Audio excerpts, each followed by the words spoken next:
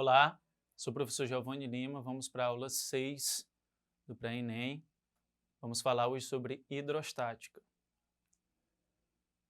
Hidrostática, tá, para introduzir, ela estuda as forças que atuam sobre corpos que estão imersos em fluidos, como a água, o ar, tá? Isso é hidrostática.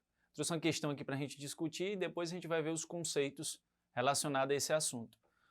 Um caminhão de massa 5 toneladas, isso aqui já foi cobrado no Enem, tá? Carregado com carga de 3 toneladas, tem eixos articulados que permitem fazer o uso de 4 a 12 pneus aos pares simultaneamente.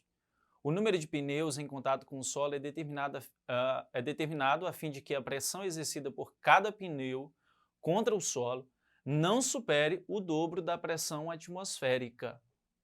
A área de contato entre cada pneu e o asfalto equivale à área de um retângulo de lados 20 cm por 30 cm. Considere a aceleração da gravidade local igual a 10, né, metros por segundo ao quadrado, tá? A mesma coisa isso aqui. E a pressão atmosférica de 10 elevado à quinta Pascal. O menor número de pneus em contato com o solo que o caminhão deverá usar é. Isso aqui é o tipo de questão que você lê e você diz o que é isso, né? Mas vamos lá, pessoal, vamos revisar alguns assuntos, tá? Você tem que, além de saber os conceitos e equações, você tem que saber aplicar na questão, né? Interpretar a questão. Vamos lá, primeiro conceito, densidade, né? O que é densidade? Você já sabe, massa dividido pelo volume. Isso é importante, tá? A densidade é importante porque ela entra na expressão de Steven e de Arquimedes, tá? Então é importante saber sobre densidade. Pressão, o que é pressão? Força que está sendo aplicada dividido pela área, tá? A pressão, a unidade Newton por metro quadrado, né? Só que muitas vezes é dado em Pascal, como eu coloquei aqui, ó, tá? Pascal. Princípio de Steven, né? Olha só, pessoal, o que é o princípio de Steven? Mede a pressão hidrostática ou efetiva, né? O que é isso? Você tem um corpo aqui, por exemplo, a uma certa altura, H, em relação à superfície de um líquido. Como é que você calcula a pressão que está sendo exercida sobre ele aqui, ó? Usando essa expressão aqui, ó. Densidade do fluido, gravidade e a altura, tá? Isso aqui é a pressão hidrostática que o fluido faz. Agora, se eu quiser saber a pressão total, eu tenho que considerar a pressão atmosférica que está aqui em cima, ó, que é esse P0 aqui. Então, a total ou absoluta é dado por essa expressão, tudo bem? Além de você saber a expressão, você tem que saber aplicar ela aos exercícios, tá? Uma coisa interessante sobre o princípio de Steven é que a pressão ela é igual em qualquer ponto horizontal, tá? Então, por exemplo, aqui, ó, considerando que esse objeto esteja aqui nesse ponto, em qualquer ponto aqui na horizontal, ó, a pressão é a mesma, tá? Ela só varia com a altura e depende também da densidade, né? Tudo bem? Princípio de Pascal. O que é o princípio de Pascal, né? Quando eu aplico uma pressão em um ponto de um fluido, ele é transmitido para todo o fluido. Isso aqui é usado muito para prensas, né, pessoal? Macacos hidráulicos, ó. Eu aplico uma força aqui, portanto, eu tenho uma pressão, porque pressão é força por área, né? E essa pressão ela vai ser distribuída em todos os pontos do fluido, ó. Vai ter a mesma pressão aqui, tá, pessoal? A mesma pressão, tudo bem? Aí você pode pensar, ah, mas aqui eu aumentei a área, né? Aqui, ó, eu aumentei a área. A pressão, ela vai diminuir, mas eu também diminuí a força aqui, ó. A força diminui, a pressão não, tá? Então, a pressão em 1 é igual à pressão em 2, ó. Pressão é o quê? Força por área. Então, tá aqui a equivalência. Quando você estiver resolvendo questões sobre o princípio de Pascal, sobre prensas, você tem essa expressão, é essa expressão que comanda tudo, tá? Empuxo. Empuxo é importante. O que é o empuxo? É a força que o fluido exerce sobre um corpo submerso, tá? Você já percebeu que quando um corpo está sobre a água, ele fica mais maneiro, né? Digamos assim, mais maneiro. Então, o que faz isso? É um empuxo. É um empuxo. O empuxo é uma força que ela é aplicada na vertical e para cima, tá? E corresponde ao peso do volume de líquido que foi deslocado pelo objeto. Pessoal, por que isso é importante? Porque quando você vai calcular o empuxo, muitas vezes o problema ele te dá o volume do líquido que foi deslocado, tá? É só você calcular o peso desse volume e você também vai descobrir o empuxo. Isso é importante, tá? Olha só, quando o empuxo for igual à força-peso, porque se eu tenho um objeto dentro de um fluido, age aqui a força-peso sobre ele, né? A força gravitacional, certo? Então, quando for igual, eles vão estar em equilíbrio. Quando a força-peso for maior do que a força de empuxo, o que vai acontecer? O objeto vai afundar. E quando a força-peso for menor do que o empuxo, o objeto vai flutuar até a superfície. Isso acontece com os icebergs, né? Eles vão até a superfície em tal ponto que a força-peso se iguale à força de empuxo. E aí ele fica em equilíbrio, tá? Como é que eu calculo o empuxo, né? Eu pego a densidade, ó, é bem parecida com a expressão lá de Steven. É a densidade do líquido, tá? Ou do fluido, vezes a gravidade, tá? Vezes o volume, tá ok? O volume do objeto, tá? Ou o volume do fluido que foi deslocado, tudo bem? Então vamos voltar para o nosso problema aqui, pessoal, ó. Nós tínhamos esse caminhão, tá? E aí ele quer saber o menor número de pneus em contato com o solo que o caminhão deverá usar. Tudo bem, vamos lá. Essa questão é a questão que fala de pressão, certo? Pressão. Só que tem algumas considerações que a gente deve fazer, ó. Olha só. Vamos lá. Os dados. Qual é a massa do caminhão? Ele tem 5 toneladas, só que ele está carregado com 3, então a massa total, 8 toneladas. 8.000 quilos, já converti. A pressão, né, que ele dá no problema, existe uma pressão atmosférica que está agindo sobre o caminhão devido ao ar, né? Essa pressão, ela vale 10 elevado à quinta Pascal ao nível do mar, certo? Ele diz uma coisa importante, ele diz que os pneus, eles têm que aguentar no máximo 2 vezes essa pressão, o dobro, ó. Então já fiz aqui, ó.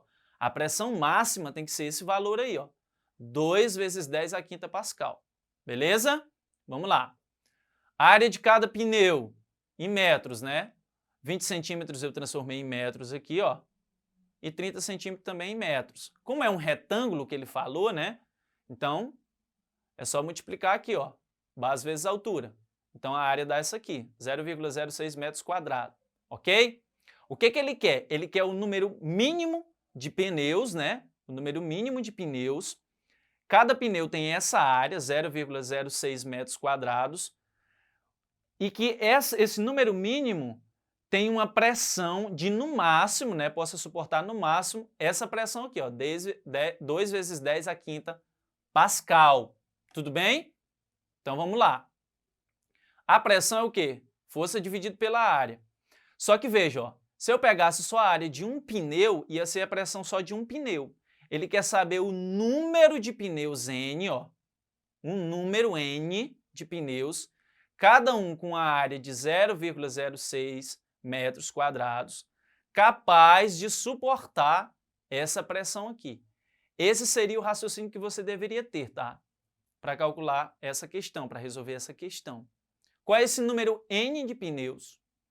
Cada um com a área 0,06 metros quadrados, capaz de suportar uma pressão de 2 vezes 10 à quinta Pascal.